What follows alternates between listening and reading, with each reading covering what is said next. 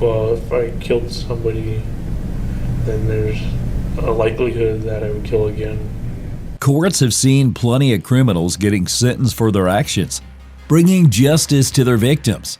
But some confessions in court will leave you speechless, wondering how anyone could be capable of such evil. Today, sit back as we dive into 10 of the craziest court confessions that will make you question everything you thought you knew about human behavior and the depths of criminality. Let's start off with a case of a highly inexperienced babysitter. So inexperienced that an innocent life was lost.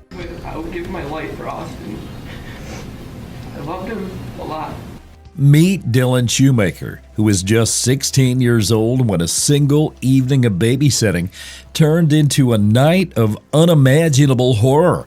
In 2023, in Springfield, New York, Shoemaker was left in charge of his 19-year-old girlfriend, Ashley Smith's two young sons, including her 23-month-old toddler, Austin Smith.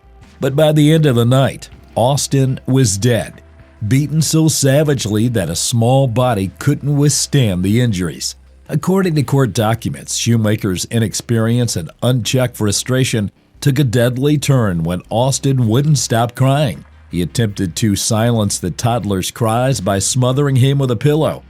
What followed was a horrifying escalation. Shoemaker punched the pillow repeatedly, the blows landing on Austin's fragile head. The severe beating caused fatal brain bleeding, leading to the little boy's death. When Ashley returned home from work, hoping to see her kids as usual, she found her son, Austin, lifeless. Shoemaker was immediately arrested, and during the trial, Shoemaker sobbed and pleaded with the jury, declaring his love for Austin and claiming he never meant to hurt him.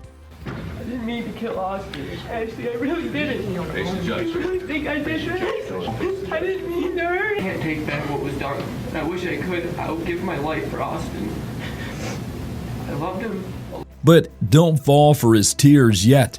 His actions outside the courtroom might just leave you bewildered. Investigators uncovered a phone call Shoemaker had made while awaiting trial, in which he boasted about his ability to manipulate the jury. "I'm a 16-year-old blonde," he said. "Probably all I have to do is cry, and they're going to feel sorry for me."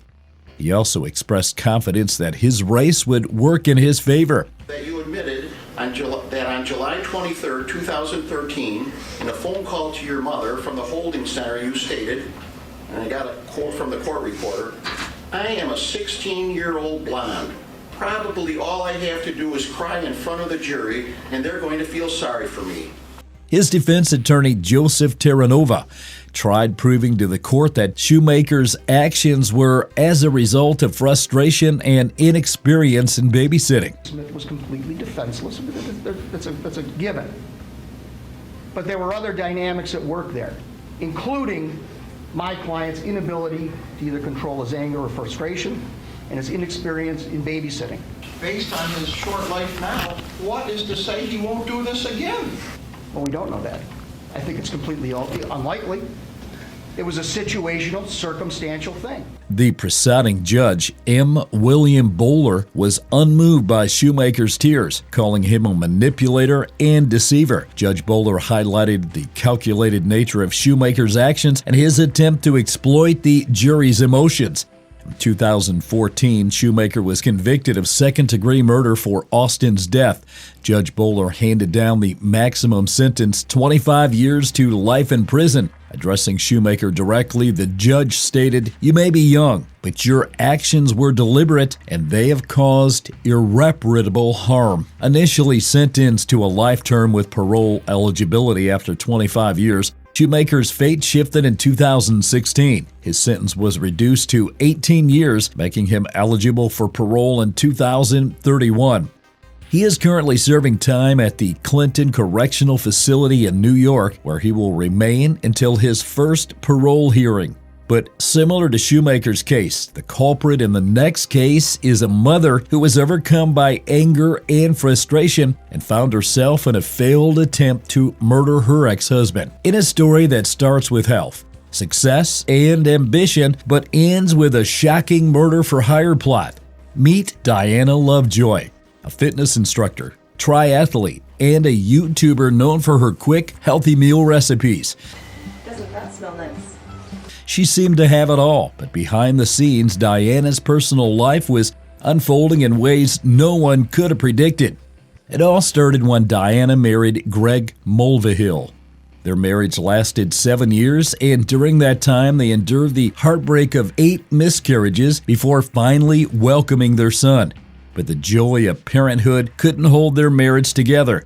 The stress took its toll, and in June 2014, Diana filed for divorce. For 2 years, their divorce proceedings were a bitter battle.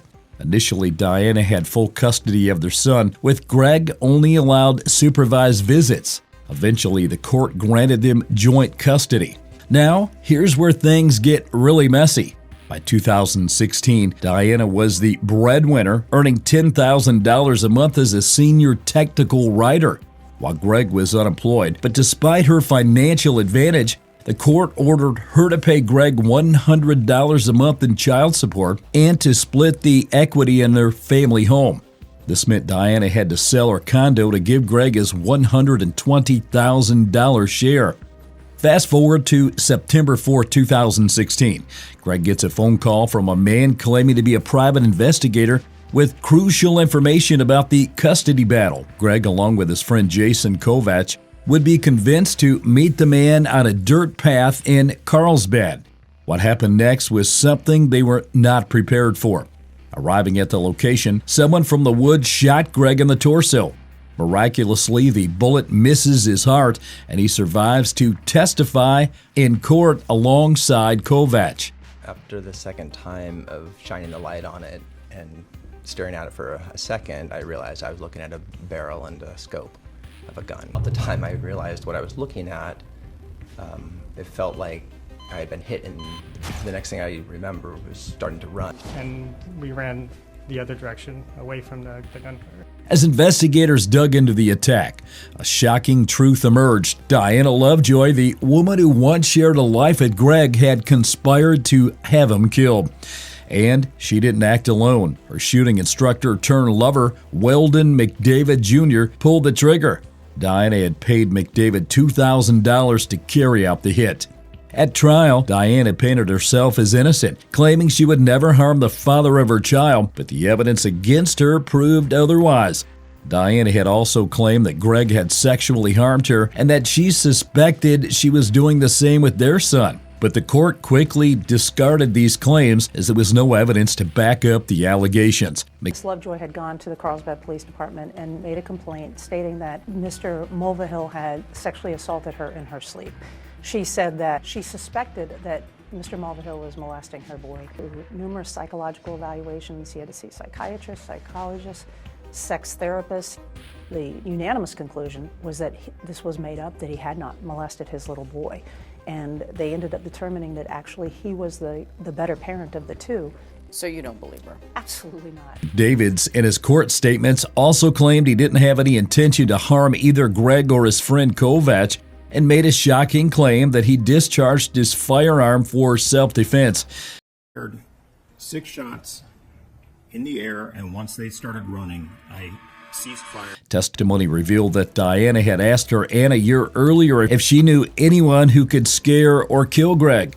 A juror later said that this was one of the strongest pieces of evidence against her. Also, CCTV footage captured when she had purchased a burner phone used by McDavid to call Greg. In 2017, Diana and McDavid were both found guilty. Diana was sentenced to 26 years to life, while McDavid received 50 years. As the verdict was read, Diana fainted in court, and proceedings had to be paused so she could receive medical care. We, the jury, in the above entitled cause, find the defendant, Weldon K. McDavid, guilty of the crime of conspiracy to commit murder.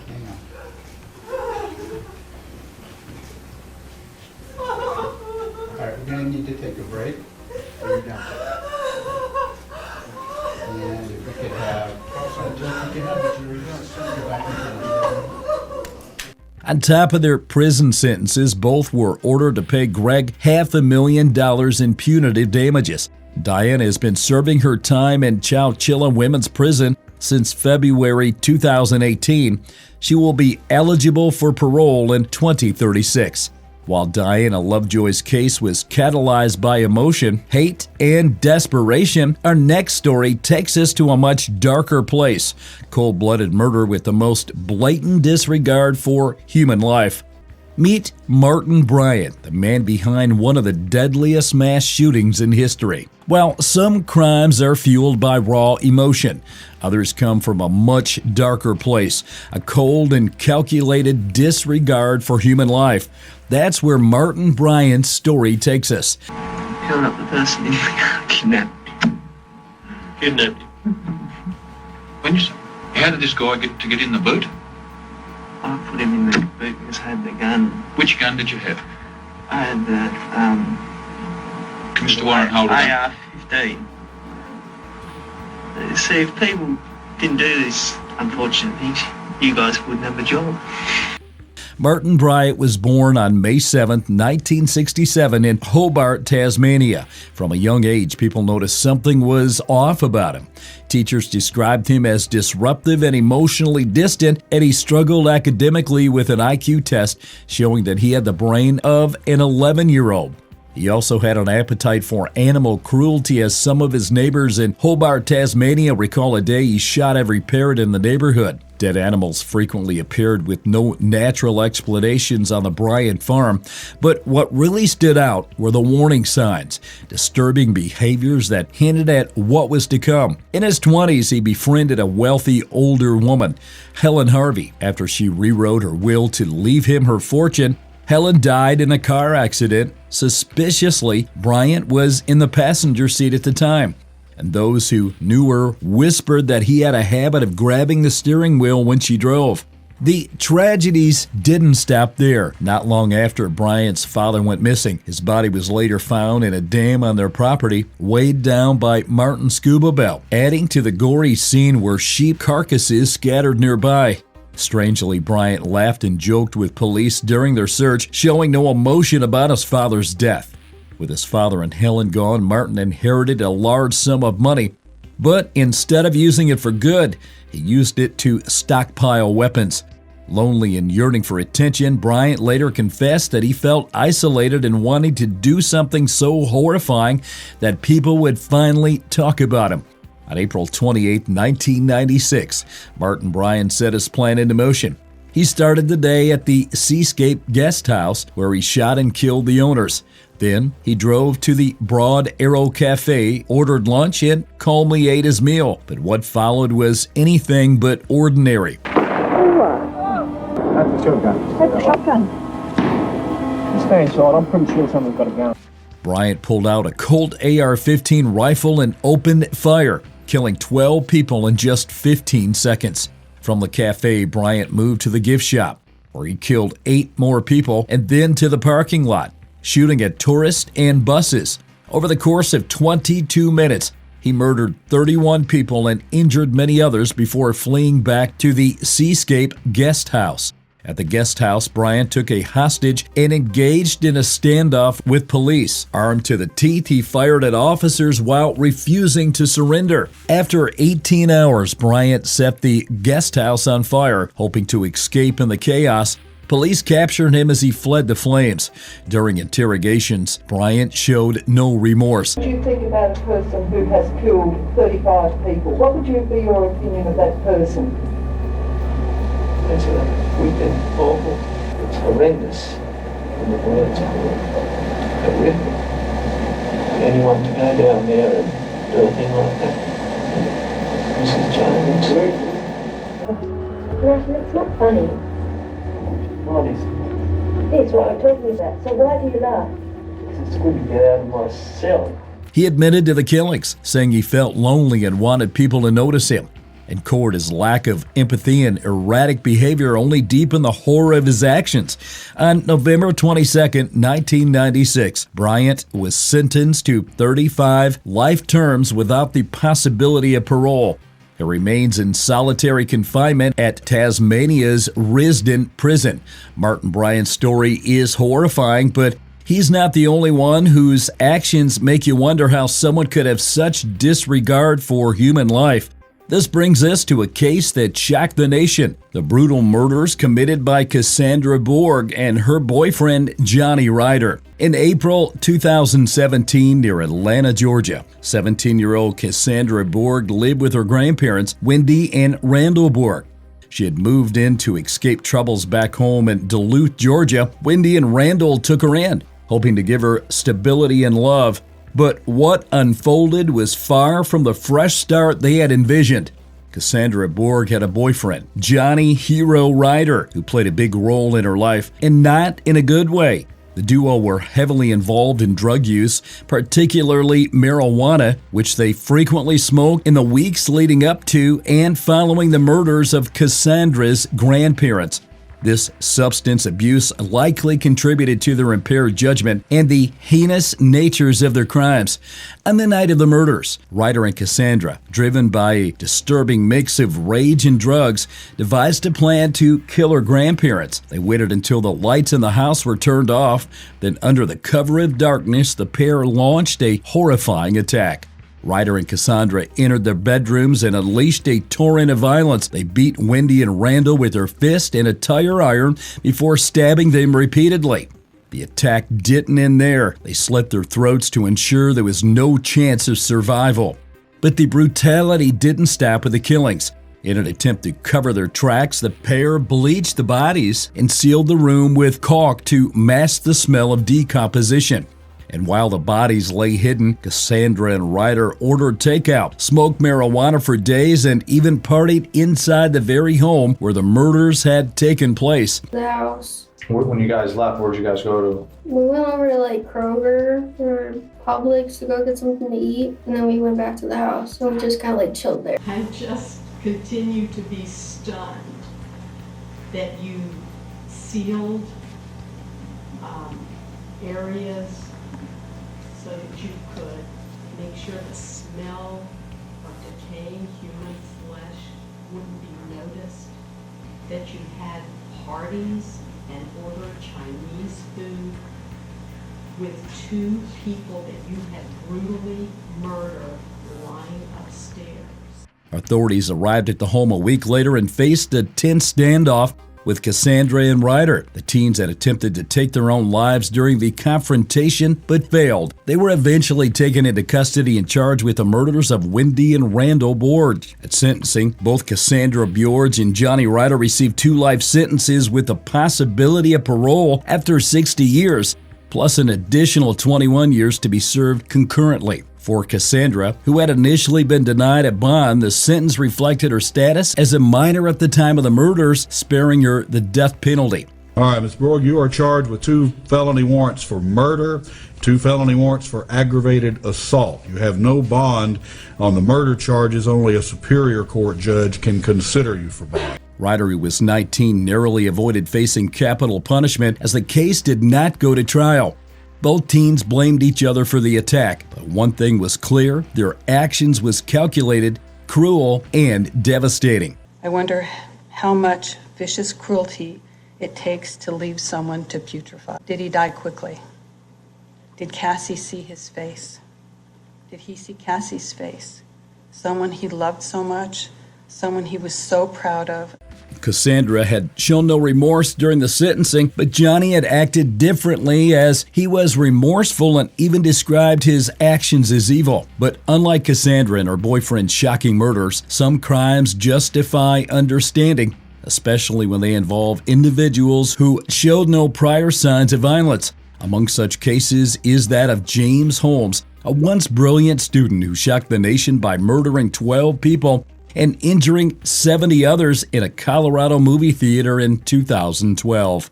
Well, if I killed somebody, then there's a likelihood that I would kill again. Do you think there's a likelihood that you'll kill again?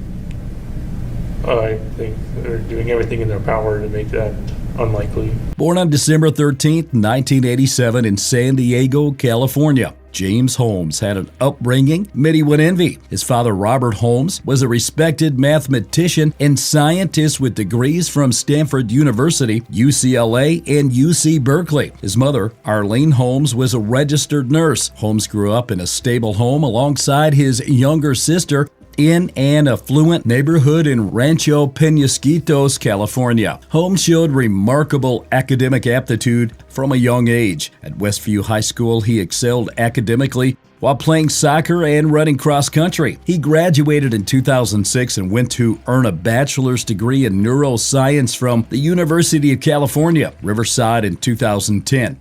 Holmes graduated at the top of his class, earning accolades as an exceptional student. With a sight set on a career in neuroscience, he was accepted into a prestigious graduate program at the University of Colorado in Aurora.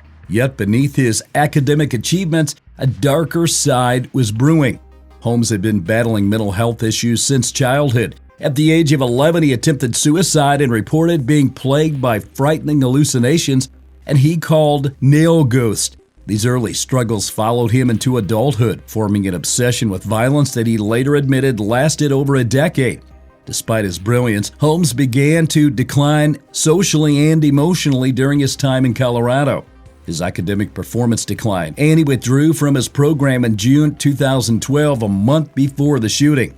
That made it important to do that thing. Made it so important that you did it. Because the alternative was suicide, and I'm not like most criminals. Is it that you're more dangerous, so they have to isolate you? Or you're more vulnerable, so they have to isolate you? Or something else? I'd say it was both reasons. On July 20th, 2012, Holmes went on to carry out one of the most shocking mass shootings in U.S. history. He entered a midnight screening of The Dark Knight Rises at the Century 16 Theater in Aurora, Colorado. Armed with multiple firearms, including an AR-15 rifle and wearing body armor. As moviegoers watched the film, Holmes set off tear gas canisters and began firing into the crowd. 12 people lost their lives that night, and 70 others were injured. The victims ranged from 6 to 51 years old. During his trial, Holmes' defense team argued that he was suffering from severe mental illness and was unable to distinguish right from wrong. Prosecutors, however, portrayed him as calculating and methodical. Attesting to this was his list of cons and pros for the attacks. During initial interrogations, here was what Holmes said was running through his mind as he carried out the mass shooting. Unloading the car, you're getting stuff ready. What's going through your mind? Just to get it done. The scream. You heard a scream? Yeah. Did you see anyone fall from being hit? Really? They got down kind of behind the seats pretty fast. In 2015, after a lengthy trial, Holmes was found guilty on all counts of first-degree murder and attempted murder. The jury rejected the death penalty instead, sentencing him to 12 consecutive years of life in prison without the possibility of parole. Defendants' senseless, horrific, heinous acts have needlessly impacted thousands of people. And as one of the victims put it, he took life from hundreds or thousands who are still breathing. I want to make it clear that it is the court's intention that the defendant never set foot in free society again. Holmes showed little emotion throughout the proceedings, even as victims' impact statements revealed the immense pain he had caused. The charges, you are currently being held on a no bond hold. But if you thought this was outright unbelievable with a careless disregard for life, wait until you see the culprit in the next case. Born on the 6th of October, 1993, Michael Swanson from St. Louis Park, Minnesota, grew up exhibiting alarming behavioral issues. His mother, Kathleen Swanson, later testified that he had a history of violent thoughts, and even his psychiatrist deemed him a lost cause who needed to be institutionalized. Despite this, Swanson remained free, and his destructive tendencies eventually led to a gory and chilling event. On November 15, 2010, 17-year-old Swanson stole his mother's Jeep Grand Cherokee and credit cards, leaving home in the middle of the night. Traveling to Iowa, he carried out 2 senseless murders in less than 2 hours. His first victim was 47-year-old Vicki Bowman Hall, an assistant manager at Crossroads convenience store in Algona, Iowa. Vicki, a wife and mother of 11, wasn't even supposed to be working that evening, but had stepped in for a sick colleague. Around 9 p.m., Swanson entered the store wearing a ski mask, pointing a gun at her and demanded cash and cigarettes. Although she complied without resistance, he callously shot her in the face with a .40 caliber handgun before fleeing with just $31 in cigarettes. An hour and a half later, Swanson struck again at a come-and-go convenience store in Hambold, Iowa. He shot 61-year-old Sheila Myers in a similar fashion, leaving her to die instantly. While Vicky passed away at the hospital shortly after the shooting, Sheila succumbed at the scene. Both women were innocent gas station clerks with loving families, their lives cut tragically short by Swanson's rampage.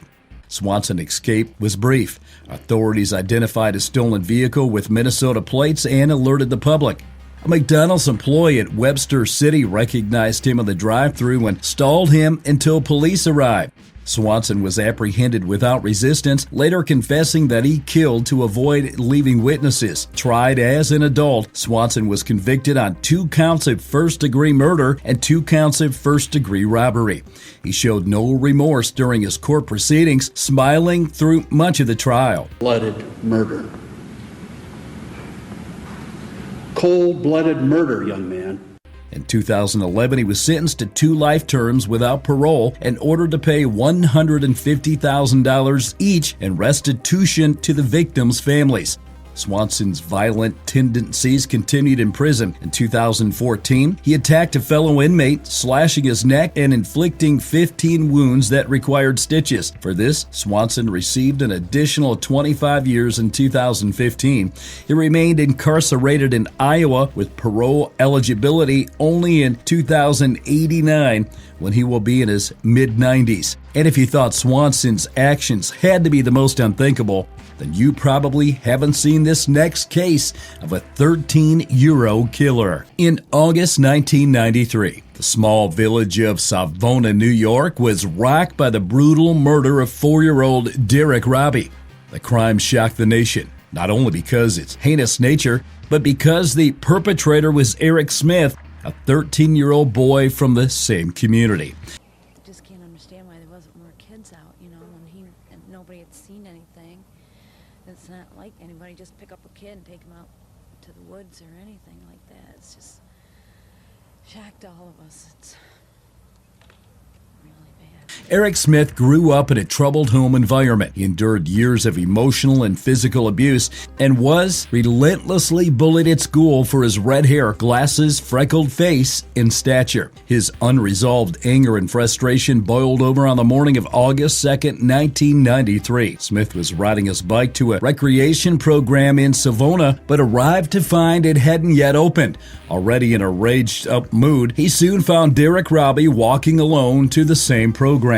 Smith then made the most horrifying decision when he lured the young boy into the woods. Once isolated, Smith beat, strangled, and sexually abused Derek with sticks. The brutality of the attack was shocking, especially given Smith's age. Initially, speculation pointed to a transient killer due to Savona's proximity to a major highway. However, a week later, Smith confessed to his mother, who couldn't believe her son was capable of such an act. Later on, she called the authorities to report Smith.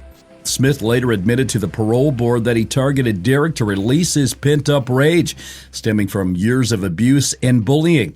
He acknowledged becoming the very bully he had despised.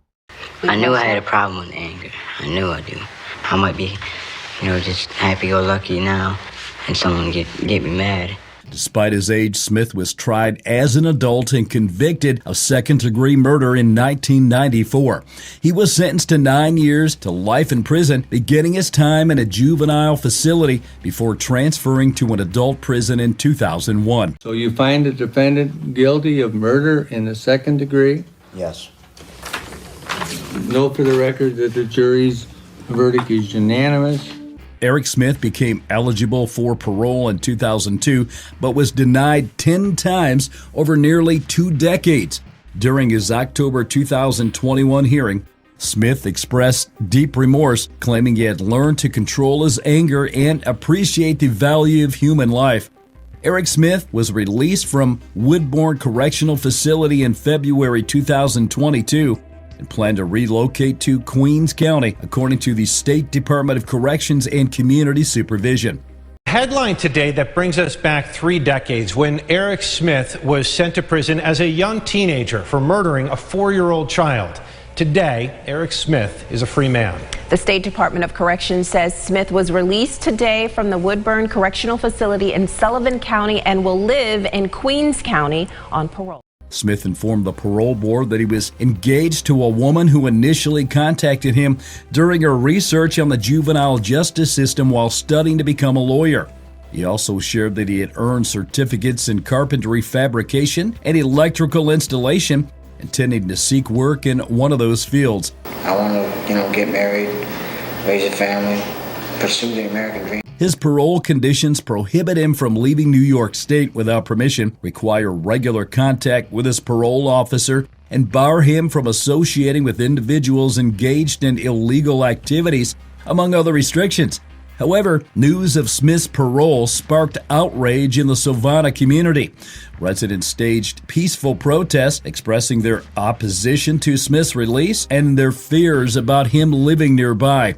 Many carried signs and voiced their anger, stating they did not want him back in their community.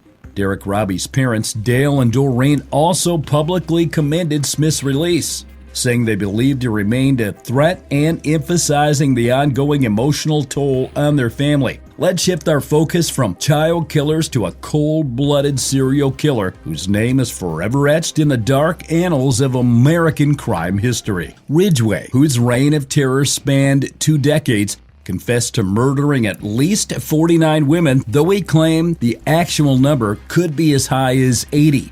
In 2003, he pleaded guilty to 48 counts of murder, earning the grim distinction of being the deadliest convicted serial killer in the United States at the time.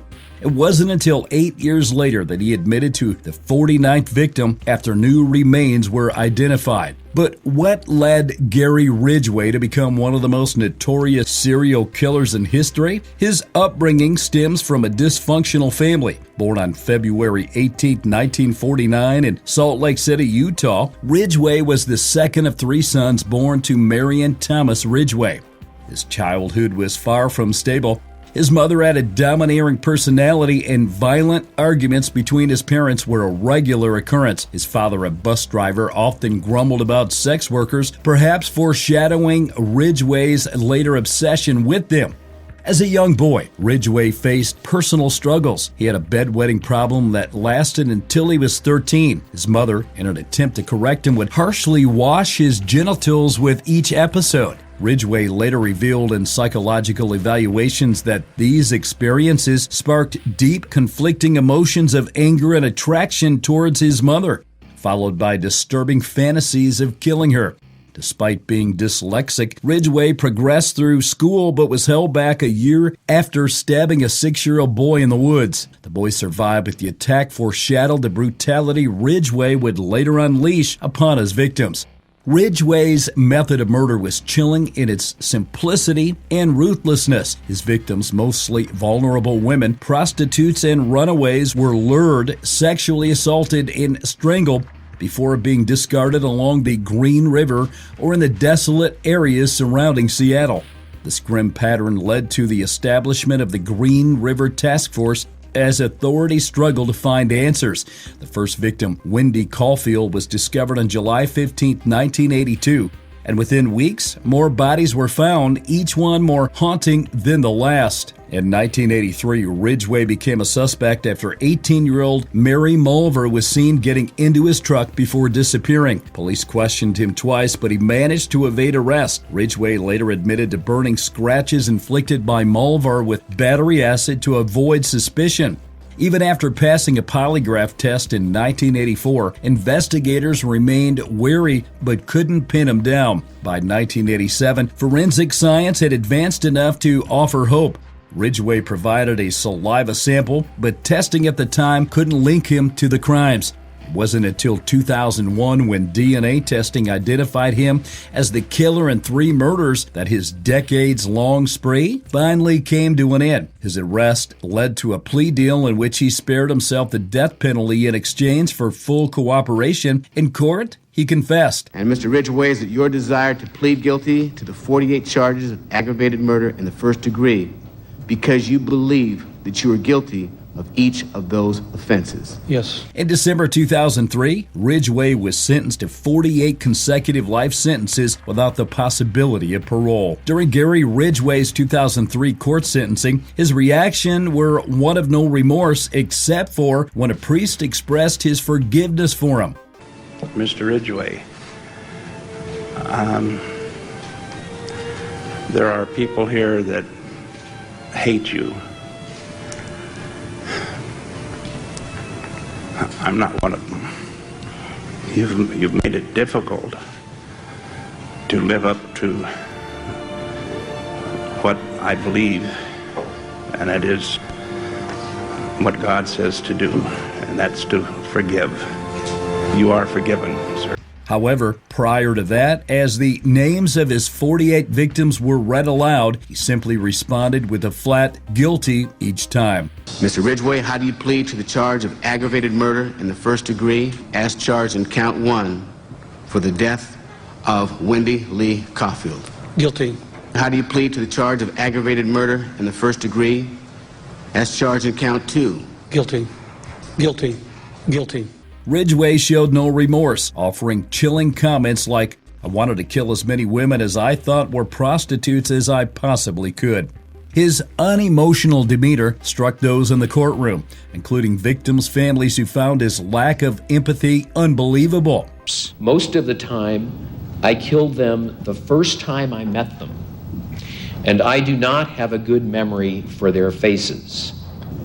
I killed so many women, I have a hard time keeping them straight. Is that true? Yes, it is. He remains incarcerated at the Washington State Penitentiary, and years later, new discoveries, including the identification of additional victims, continue to expose the true scale of his crimes. But while Ridgway's crimes stem from deep-rooted mental damage and irreparable psychological trauma in his early years, some murders are driven by a more unexpected source, a place of teenage love and irrationality, as we see in this following shocking case. Where people are saying it is your idea to kill your parents, that you were emphatic to kill your parents. They would say, let's just run away. I mean, hell, come on, let's just run away. No, I want them dead. Are they all lying? You know, every young girl said, oh, I wish my parents were dead, but I didn't mean it. Meet Erin Caffey, who, after her parents told her she couldn't see her boyfriend anymore, she sought revenge by having her family brutally murdered in their sleep. Here is an excerpt from the case interrogation. Erin, a 16-year-old high school student from Elba, Texas, had fallen for 18-year-old Charlie Wilkinson, a young man with a violent past. The relationship quickly deepened, with Wilkinson even giving Erin a promise ring. But her pastor, dad, and mom, concerned about his influence, discovered some shady details about Wilkinson, including explicit content on his MySpace page. They forced Erin to end the relationship. In February 2008, Erin began confiding in friends about her desire to kill her parents in order to be with Wilkinson. I did not see any troubling signs in Erin. One day I said, how are you and your parents doing? And she said, I just wish they were dead. A few weeks later, Erin asked me if I would murder her whole family and burn the house down, and I told her no. I thought, you crazy bitch. I told her to get the hell out of my house. Erin and I never spoke again after the last conversation. Never thought Erin would actually have her family killed. She hatched a plan with Wilkinson and his friend Charles Wade. Erin, wanting to be with Wilkinson at any cost, reportedly said, I don't care. Just do what you gotta do, when instructed to eliminate her brothers. Dad, if I just kill my parents, everything will be okay. On March 1st, 2008, Wilkinson and Wade entered the Caffey home. They shot Terry and Penny Caffey while they slept, with Wilkinson later using a sword to decapitate Penny after his gun jammed. Erin's brothers, Tyler and Matthew, were also brutally murdered. He put the sword that he had to her throat, and he rammed it in, and he slit her, nearly decapitating her. And every time she'd take a breath, I could hear the gurgling of the blood come out of her neck. Wilson and Wade then looted the house and set it on fire. After the gruesome attack on her family, 16-year-old Erin Caffey, trying to cover her tracks, claimed she had been kidnapped during the massacre. Her father, Terry Caffey, who had miraculously survived despite being shot multiple times and left for dead in their burning home, was rushed to the hospital. Doctors told him that Erin was alive, giving him a glimmer of hope and a reason to hold on through the unimaginable pain that he was suffering. Terry, clinging to the belief that his daughter had escaped the horror, had no idea of the devastating truth that awaited him, one that would fuel his pain even more. During police investigations, shocking confessions from Erin's boyfriend, Charlie Wilkinson, and his accomplice, Charles Wade, revealed that Erin had orchestrated the attack. She had plotted the murders of her entire family because her parents disapproved of her relationship with Wilkinson. Her father, however, has publicly stated that he forgave her. I wanted good to come from this tragedy, and I just felt God speaking in my heart about forgiveness. That I needed to forgive not only my daughter, but these two young men. Erin's case highlights how dangerous individuals can manipulate situations for their own gain, causing lasting harm to their victims and families. But Erin's story is not unique. Next, we turn to the disturbing case of Craig Ross Jr., a man whose actions shocked an entire community and drew nationwide attention. One kidnapping in the first degree, a Class A1 felony, in violation of Section 135.25 sub 1 of the penal law. Guilty or not guilty?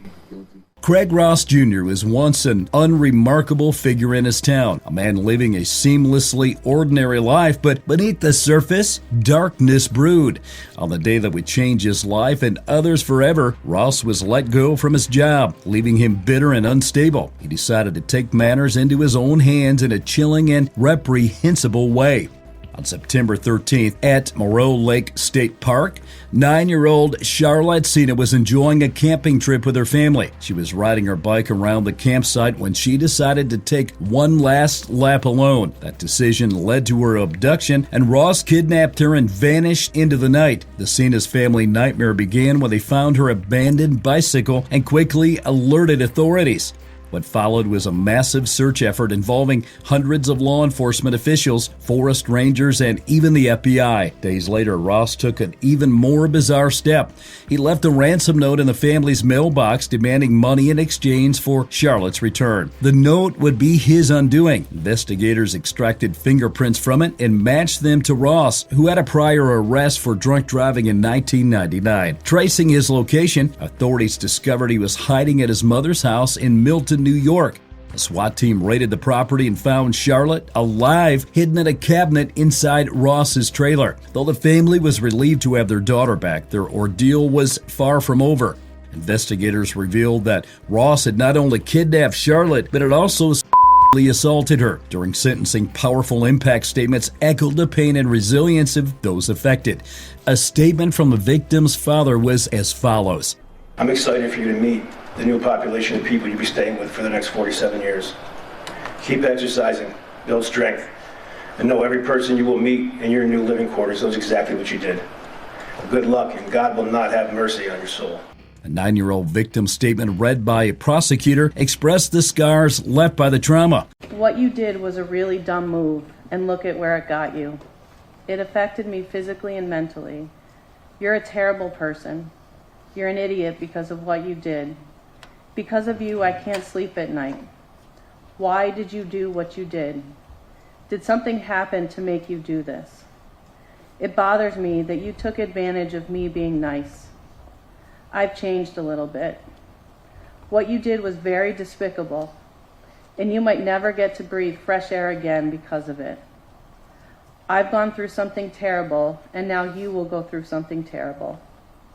I felt alone, now you will be alone too. I had to have permission to use the restroom from you, and now you will have to have permission to use the restroom. Someone will always be watching you like someone was watching me. You will be treated wrong like I was treated wrong. You hurt my feelings greatly. You should feel bad for what you did because it's nothing to feel good about. When you're there thinking, think about why you are there. I used to be the prey and you were the predator. Now I'm the predator and you're the prey. The court sentenced him to 47 years to life for his heinous crimes, with a judge emphasizing the lasting damage Ross inflicted.